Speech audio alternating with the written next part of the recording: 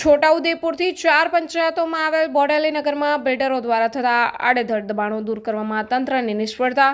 અલી ખેરવા જૂથ ગ્રામ પંચાયતમાં આવેલ મણિનગરના કોમન પ્લોટને પણ બિલ્ડરો છોડતા નથી. ભાજપના રાજમાં કાયદાની એસી કી તેસી કોર્ટનો પણ અનાદર કરતા બિલ્ડરો.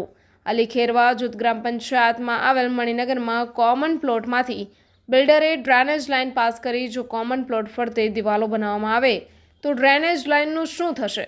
અલી ખેરવા જૂથ ગ્રામ પંચાયતમાં આવેલ મણિનગરમાં 41, 42, 43 અન્વયે સિવિલ કોર્ટ રેવન્યુ મુકદ્દમા નંબર 57/2023 વિવાદી હોવા છતાં બિલ્ડર દ્વારા દબાણ ચાલુ. અલી ખેરવા જૂથ ગ્રામ પંચાયતમાં આવેલ મણિનગર સોસાયટીની વિવાદિત જગ્યાનો સરપંચ તથા તલાટી, ટીડીઓ, ડીડીઓને વારંવાર રજૂઆતો કરવા છતાં દબાણો દૂર કરવામાં તંત્ર નિષ્ફળ નીવડ્યું છે.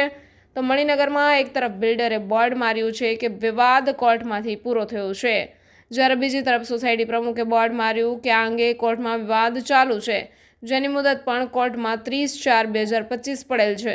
છતાં પણ બિલ્ડર દ્વારા દબાણ કરવાનું કામકાજ ચાલુ જ છે. જુઓ શું કહી રહ્યા છે મણિનગરના પ્રમુખ નરહરી ભગત. રિપોર્ટર હૈદર ખાન પઠાણ સાથે બોડેલીથી કરજણ સંદેશ ન્યૂઝ ચેનલ પર.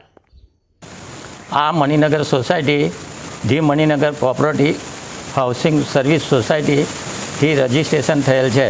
પ્લોટ નંબર 41, 42, 43માં 13 ઇંચ ફૂટ વધારનો બહાર કાઢી દબાણ કરેલ છે તથા 4 ફૂટના પગથિયા બહાર કાઢી દબાણ કરેલ છે. પંચાયતનો આરસીસી રસ્તો બિન પરવાનગીએ તોડી ગટર લાઇન કાઢી છે. કોમન પ્લોટમાં ગટર લાઇન કાઢી દબાણ કરેલ છે. અલી ખેરવા ગ્રામ પંચાયત ટીડીઓ મામલતદારને ઘણી વખત રજૂઆતો કરવા છતાં મનસ્વી રીતે કોન્ટ્રાક્ટર કામગીરી ચાલુ રાખેલ છે. બોર્ડ ખોટું મારેલું છે. કોર્ટ કેસ ચાલુ છે. કોર્ટમાં નવી તારીખ 30/4/2025 પડેલ છે. તો એ બોર્ડ ખરેખર ખોટું મારેલું છે.